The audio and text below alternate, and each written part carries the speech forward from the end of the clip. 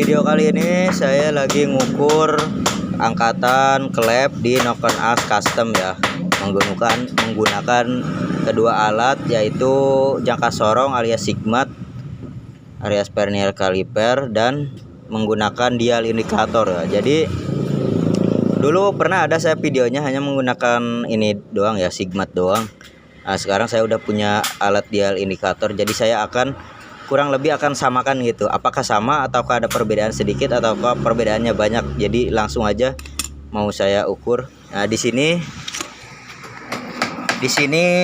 posisi dialnya menekan ya. Menekan di angka 10 lebih ya. 0,10 lebih. Kurang lebih 0,12an ya. Nah, di si jarum yang kecil yang bawahnya itu menunjuk di 0. Nah, ya di 0 ya. Lihat. Nah, di 0 ya. Jadi yang kecilnya di 0, tapi ininya menekan di kurang lebih 0,12 mili. Nah, jadi langsung aja mau saya putar nih ya si kerpasnya.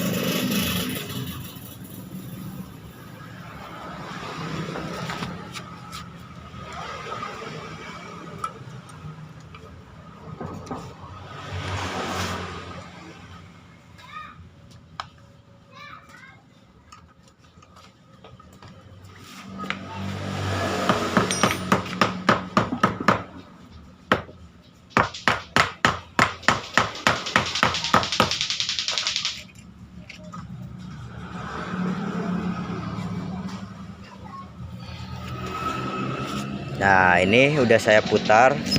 Kita lihat berdekat ya. Ini sengaja nggak di skip ya, biar kalian lihat. Nah, sekarang untuk si jarum yang bawahnya ya, yang bawah yang kecil itu menunjuk di angka kurang lebih angka, cuman buram ya, di angka 1 ya, hampir di angka 1, dan yang panjangnya menunjuk di angka 0,04an ya.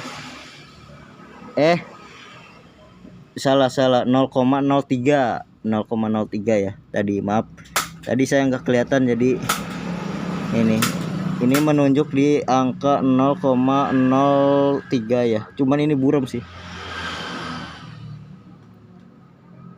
cuman buram, susah untuk ngejumnya ya. Kok nggak bisa benar ya. Nah, ini ya kurang lebih di 0,03 mili untuk yang jarum panjangnya ya. Sedangkan waktu pertama awal kan 0,12 mili. Ya, ini per awalnya di 0, dia muter sampai ke 0 lagi sampai lebih. Berarti ini menekannya lebih dari 10 mili ya. Jadi untuk angkatan lip klepnya ini lebih dari 10 mili. Nah, sekarang mau saya ukur dengan sigmat. Apakah dia memang benar kurang lebih angkanya di 10 mili lebih. Langsung aja. Ini saya ukur yang ini dulu ya, yang sebelahnya ya. Nah, ini saya ukur. Nah, ini ke bibir seating ya, dipepetin ke bibir seating klepnya. Kita lihat untuk di ininya pembacaannya berapa. Oh iya benar ya, tuh di angka 10 mili lebih, hampir 11 ya. Jadi ternyata hampir 11 mili. Nah, terus ya sekarang yang sebelah sininya yang ada sigmatnya, apakah dia sama kurang lebihnya. Cuman ini agak susah karena ada dialnya ya. Ini ada dialnya tuh, jadi susah mau ngukurnya. Cuma ya kurang lebih sih hampir sama aja ya, kayak hampir sama aja nih ya. Nah, malah ini ya kurang lebih hampir 11 milian ya. Nih, hampir. Cuman memang ini saya ngukurnya agak susah di sininya. Cuman memang ternyata dengan menggunakan Sigmat ini, itu pun pengukurnya hampir sama dengan menggunakan dial ini ya. Jadi untuk kalian yang memang belum punya dial indikator seperti saya ini, kalian bisa juga menggunakan Sigmat ini ya. Jadi kalian lihat untuk si bibir sitting klep ini apakah rata dengan ujung dari atap klep ini. Kalau misalkan atap klep ini sama rata dengan ujung sitting ini, kalian bisa menggunakan ini 100% kurang lebih ya. Jadi misalkan kayak saya tadi ngukurnya kayak gitu, kayak gini ya, miring ya, jadi ngikutin kemiringan dari si klepnya itu sendiri. Jadi yang bawahnya nempel ke sitting dan yang gedenya itu menempel ke klep dengan kemiringan yang sama dengan si posisi kemiringan sudut klepnya juga gitu. Jadi nanti akan kebaca sama persis ya dengan dial juga. Nah di dial kan ini kebaca kurang lebih segini ya. Ini kurang lebih ada di angka ya hampir 11 mili lah ya, karena kan waktu awalnya yang panjang ini ada di 0,12. Jadi kalau 0,12 ini ke yang jarum panjang ini ke 0,12 lagi, itu berarti kurang lebih 11 mili. Tapi ini kan gak nyampe ke 0,12, jadi ini cuma nyampe ke segini sekarang ya. Jadi ya nggak nyampe 11 kali ya. Ya kurang lebih lah. Intinya kurang lebih 11 mili. Tapi soalnya ininya emang agak lentur usus buat si tahanan dialnya. Dia jadi kalau kegoyang-goyang dikit ininya bloknya dia bisa berubah-berubah gitu. Jadi ya intinya kurang lebih untuk noken as ini kurang lebih hampir 11 mili ya. Kurang lebih 11 lah. Kurang lebih 11 mili. Jadi memang ini tinggi banget ya untuk angkatan klep. Ini klep X-nya ya. Jadi ini untuk klep X. Untuk klep in saya belum modif sim-simannya. Makanya ini saya mau coba dulu. Ternyata memang benar dengan menggunakan Sigmat pun bisa. Nah, dulu pernah saya buatkan videonya. Dulu waktu saya belum punya dial indikator ya. Saya menggunakan hanya ini doang. Dan ternyata setelah saya samakan dengan dial indikator itu hasilnya kurang lebih hampir sama aja ya dengan menggunakan Sigmat ini. Jadi ya berarti video saya yang dulu pun itu bisa kalian tonton, berarti itu juga benar gitu ya. Karena dulu saya memang belum punya alat dialnya, jadi saya hanya menggunakan ini. Tapi alhamdulillah sih selama ini saya pakai ini doang pun ngukur, alhamdulillah mesinnya aman-aman aja gitu. Walaupun digas-gas kenceng sampai suaranya kayak jet pun dia nggak nyampe nabrak ya. Jadi ya ternyata pakai ini pun bisa gitu kalau kalian nggak punya dial indikator. Oke, nah ini untuk angkatannya ya. Coba mau saya putar lagi apakah dia masih bisa naik lagi ya, karena memang di putaran noken asnya dia belum ngebalik lagi gitu. Ini benar-benar noken as yang sangat ekstrim ya, sampai lipnya sampai hampir 11 mili gitu. Kebanyakan kadang kan kalau motor balap ya 8, 9 gitu ya, banter-banter 10. Ini melebihi dari angka dialnya. Ini dial tuh waktu saya lihat masih cuma nyampe 10 mili untuk angkatannya. Cuma karena ini saya nokennya kurang lebihnya hampir 11 mili, jadi dia dari 0 balik lagi ke angka 1 lagi. Jadi gini ya, kalau dari 0 ke 0 lagi itu kurang lebih 10 mili. Kalau ini ya dari 0 berarti ke 0 lagi 10. Tapi karena ini lebih dari 10 mili angkatan noken asnya, jadi dia bablas lagi dari 0 ke angka 1, hampir angka 1 ya. Jadi ya kurang lebih tinggal ditambahin aja. Kalau ini pembacaannya dial indikator 10 mili, kalau dia bablas lagi ke sini alias lebih dari 10 ya berarti dibulatkan jadi 11 aja lah kurang lebih ya, 11 mili gitu. Jadi kurang lebih angkatan klep si noken as customan saya ini kurang lebih 11 mili. Nah, jadi kita putar lagi aja ya. Pakai ini tapi muterinnya.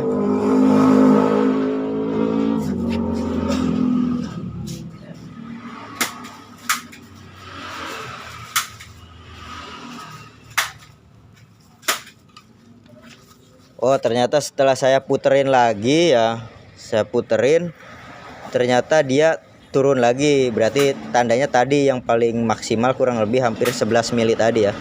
Karena ini udah mulai turun lagi nih ke angka 0 ya. Kan tadi agak di atas. Di atas itu kurang lebih tadi berapa tuh? Lupa saya. Nah, jadi segitu, sekarang turun, berarti tandanya si noken asnya mulai proses turun ya. Kan tadi udah lip maksimal menekan ke si klep. Nah, sekarang karena dia turun balik lagi, ininya si jarumnya berlawanan arah putaran jarum jam, itu berarti tandanya dia si klepnya mulai turun kembali karena si tonjolan noken asnya dia udah mulai mau mendekati turun gitu. Nah, jadi kalau misalkan si jarum yang panjang ini dia berputar ke arah putaran jarum jam, dia berarti tandanya masih ketekan ya, neken, jadi si klepnya masih naik. Tapi kalau si jarumnya mulai turun, tandanya si klepnya juga udah mulai turun lagi. Nah begitu, jadi kurang lebih ya tadi hampir 11 mili atau 11 lah ya, kurang lebih 11 mili doang untuk di tekanan noken as custom ini ya. Coba saya putar lagi apakah dia langsung turun, kita cek. Nah ternyata waktu saya puterin lagi dia udah ngebalik lagi. Itu tandanya si noken as udah kembali ke posisi hampir ke awal lagi ya, hampir ke awal lagi. Kita cek lagi, ternyata setelah kembali ke awal dia ada penekanan di angka berapa tuh, agak buram ya, agak buram, agak susah juga sih. Intinya ya sekitar 0,20 mili lebih ya. Berarti tadi ada pergeseran. Berarti tandanya ya kurang lebih hampir 11 milian lah ya. Karena ini ada bergeser ke sini ya. Harusnya kan tadi pas awal dia di sini ya, di angka 10, tapi lebih dikit, kurang lebih di 0,12 mili. Nah, sekarang dia malah bablas ke sini. Jadi berarti tadi ada penekanan si ininya ya. Tapi ya kurang lebih hampir 11 mili. Karena waktu saya ukur dengan Sigmat pun ini hampir ke 11 mili ya. Jadi ya kita kalau dicocok-cocokin ya hampir sama aja sih sama Sigmatnya. Nah, setelah ini saya mau ukur ini aja ya untuk overlapnya. Saya mau puter lagi. Kalau overlap berarti muternya berlawanan dari arah tadi waktu mau ngecek klipnya ya. Tadi waktu ngecek klipnya berarti kalau dari arah gear timing, tadi saya ke misalkan ini gear timing X, ini gear timing in ya.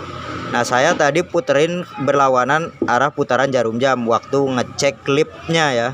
Nah setelah ini saya mau ngecek overlapnya. Nah kalau overlapnya saya cek diputarnya si noken as itu ke arah searah putaran jarum jam. Jadi kebalikan dari putaran mesin ya. Karena putaran mesin itu dia berputar berlawanan arah putaran jarum jam alias ke kiri kalau dilihat dari blok magnet Satria FU ya. Karena kalau dari Matic beda lagi. Ini kan di Satria FU. Jadi kalau mau ngecek overlap tinggal dibalik aja.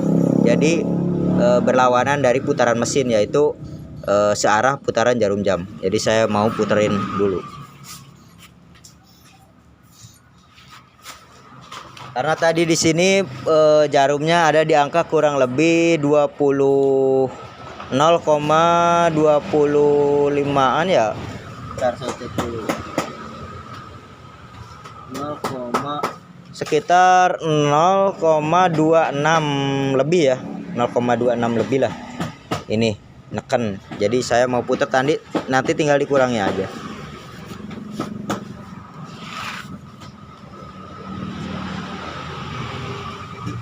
Pegang nggak? Ini deketin ya. Nanti saya mau ngecek ke sini nih gak? Kebalik nggak? Nah, gini.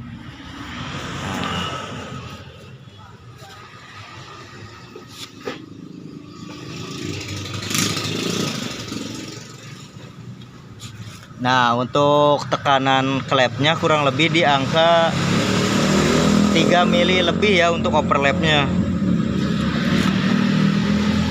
Cuman agak buram, susah. diginiin ya, agak pakai tangan satu ya, nggak, biar nggak ini, biar nggak burem.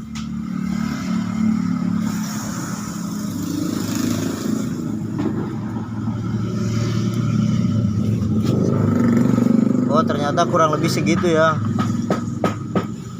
kurang lebih hampir 4 milian ya, kurang lebih itu.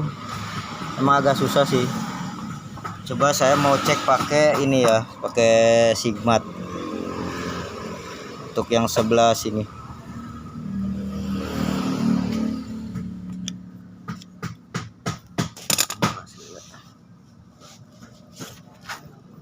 Kelihatan nggak? Kita dulu nggak?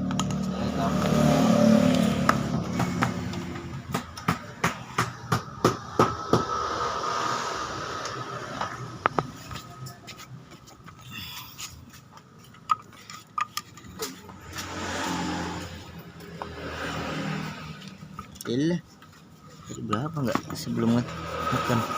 Wah ini geser lagi ya lur. Nah ini kurang lebih di segini ya, kurang lebih neken 0, tapi dia neken ke sini ya jarumnya. Untuk yang bawahnya dia 0 ya. Nah jadi saya mau cek.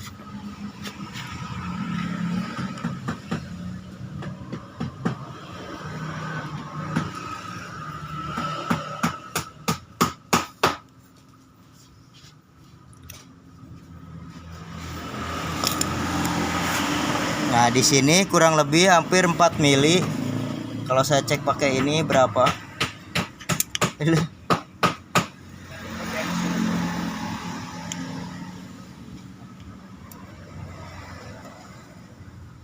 Cuman agak susah ya ngeceknya, agak susah. Saya tangannya soalnya neken ini sih. Kalau di dial itu kurang lebih 4 mili. Kurang sih, kurang dari 4 mili. Cuman kalau dari sini saya nggak tahu nih.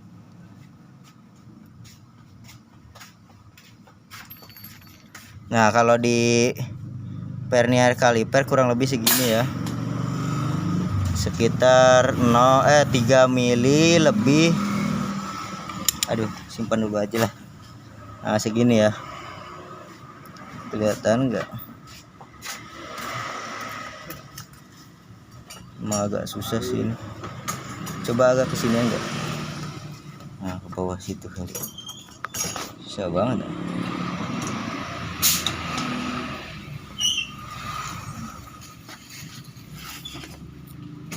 Udah mau fokus ini. Jadi intinya ya saya sebutin aja ya, kurang lebihnya itu di 0, sekitar kurang lebih 0,85 ya. Jadi 3 mili lebihnya itu 0,85. Jadi agak susah, coba agak susah banget ya buat fokusin ini ya. Kayak gini bisa nggak nih?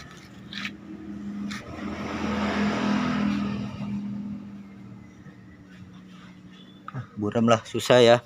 Jadi intinya ya hampir sama aja sih untuk penekanannya.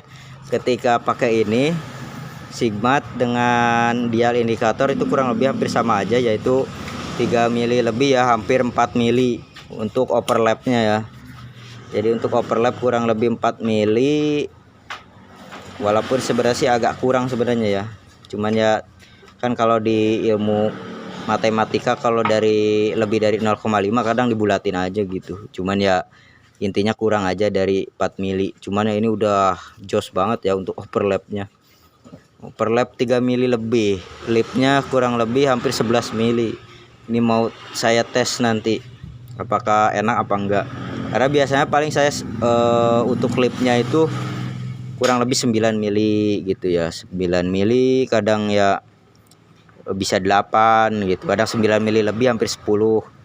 Nah ini hampir 11 untuk overlapnya. Jadi saya mau eksperimen lagi. Pengen tahu dengan angkatan kelap setinggi itu apakah bisa mantap gitu ya.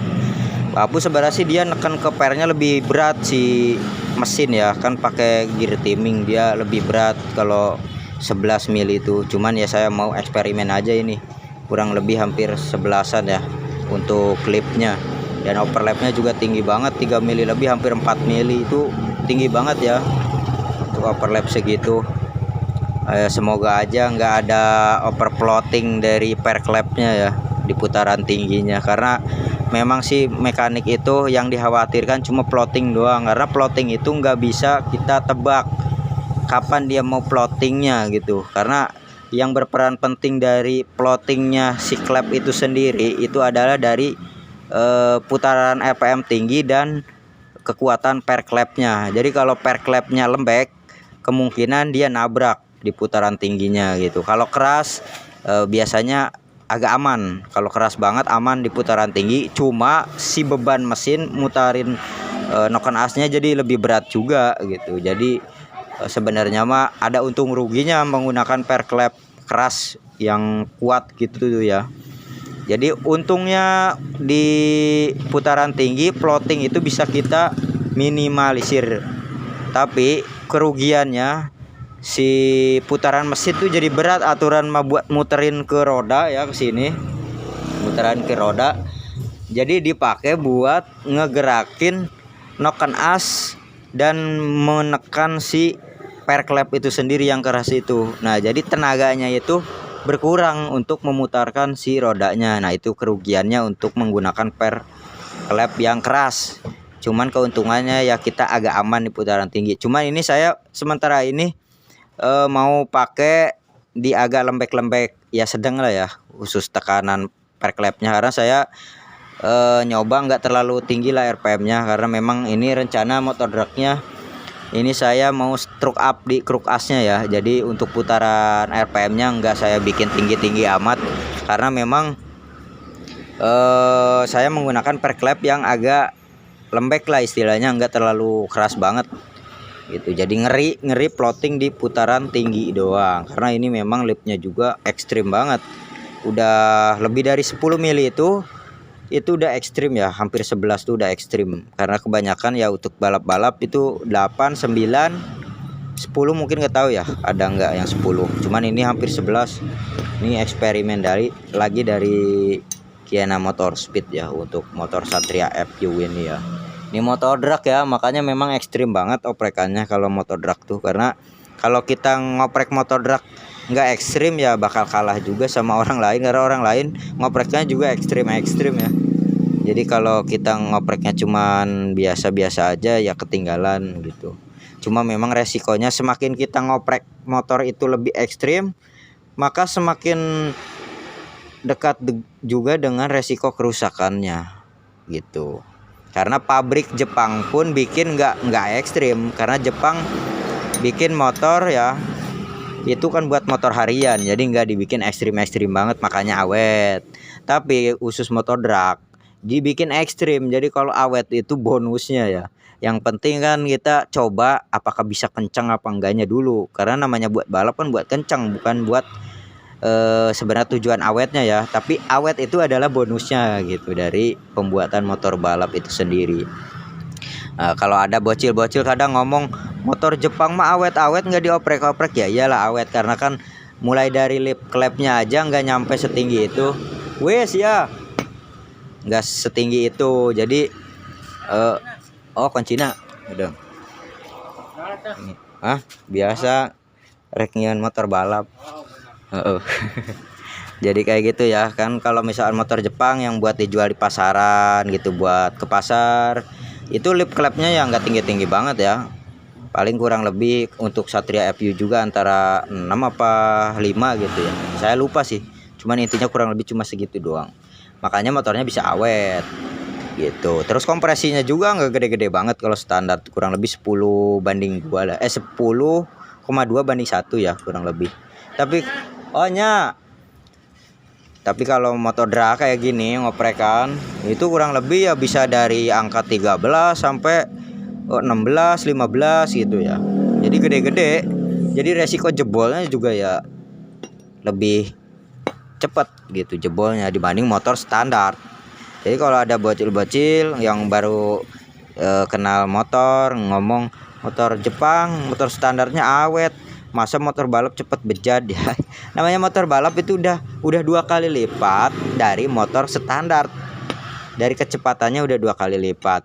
Dari keekstrimannya, ngopreknya itu udah 2 kali lipat lebih ekstrim gitu. Jadi ya resikonya juga lebih ekstrim untuk jebolnya. Jadi kalau saya ngelihat mekanik-mekanik yang senior pun ya pada jebol, ya saya nggak pernah bully mereka karena saya tahu sendiri ngoprek motor itu sulit gitu, apalagi untuk motor balap. Jadi walaupun kita sesenior pun mungkin tetap aja resiko jebol itu pasti ada ya. Bahkan semakin kita senior, semakin kita ekstrim ngoprek, maka kerusakannya itu lebih banyak. Bisa sampai rasio bejat, bisa sampai kruk asnya putus, bisa bahkan yang lebih parahnya hancur semua sama krengkes-krengkesnya gitu ya. Jadi memang namanya khusus pembuatan motor balap tuh ya resikonya gitu. Karena memang resiko bikin motor kenceng ya seperti itu. Bahkan pabrikan pun kalau khusus buat motor kompetisinya mereka sama aja, mereka juga jebol-jebol juga. Karena memang kan kalau buat balap itu dia eksperimen biar apa, biar kenceng, lebih kenceng dari yang lain, dari pesaingnya gitu. Jadi kalau cuma segitu-gitu aja ya motornya awet, tapi dia yang nggak bisa kenceng gitu, kalah sama yang berani ngoprek ekstrim gitu, walaupun resikonya yang ekstrim itu cepat bejat gitu ya. Jadi jangan, mulai dari sekarang usus kalian jangan malu-maluin lah kalau komen motornya misalkan ke orang yang udah senior di motor balap, kalian bully-bully masalah motornya kok jebol mulu. Kalian jangan kayak gitu ya, karena bikin motor itu memang semakin senior itu semakin jiwa ke ekstrimanya semakin tertantang dia gitu. Jadi kayak gitu ya. Ya kalau saya sih masih junior lah, ngoprek-ngoprek motor drag kayak gini, masih pemula gitu. Cuman ya kadang saya lihat di komen-komen yang senior-senior pun pada dibully gitu. Maksudnya kalian tuh emang bisa gitu bikin kayak gitu. Kadang yang ngebully senior pun mereka tuh sebenarnya cuma nggak tahu apa-apa di bidang motor. Karena kalau yang tahu dari bidang perakitan motor balap seperti ini, itu bakal diam aja karena tahu prosesnya itu susah gitu. Jadi biasanya yang suka bully yang mekanik senior gitu, itu sebenarnya mah ya biasanya kalau nggak bocil ya orang yang nggak ngerti motor sama sekali. Kadang mungkin dia buka baut aja nggak tahu arahnya kemana gitu, cara buka baut itu gimana tekniknya, yang keras juga mungkin nggak tahu, makanya dia komen kadang sembarangan gitu ya. Kadang saya juga miris gitu, kasihan gitu ya ngelihat senior udah susah payah bikin motor balap gitu, jebol dibully gitu. Jadi saya juga kasihan kepada mereka ya, khususnya buat kalian gitu, netizen yang memang belum paham motor, lebih baik diam aja, jangan suka ngebully orang ya. Oke, jadi curhat tuh saya ya, intinya kurang lebih kayak gitu ya.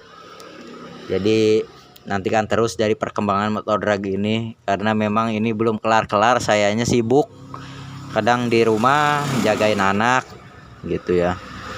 Kadang kalau di sini ya saya juga ada yang ke bengkel gitu. Saya kan ngebengkel ini juga tuh, ngebengkel motor yang apa namanya, bengkel motor servisan biasa juga nerima gitu. Motor balap ya juga nerima gitu. Jadi ya kadang ya nggak kepegang terus, makanya prosesnya agak lama, tapi ya sabar aja ya, tunggu terus prosesnya. Oke, kalau ada kesalahan kata ataupun dari penerangan saya yang kurang dimengerti, mohon maaf, karena saya juga hanya manusia biasa yang kadang juga saya juga bingung menjelaskannya bagaimana. Jadi ya harap dimaklum, harap dimaafkan ya dulur-dulur semua. Oke, terima kasih. Kalau ada kesalahan kata mohon maaf sekali lagi. Terima kasih. Assalamualaikum warahmatullahi wabarakatuh.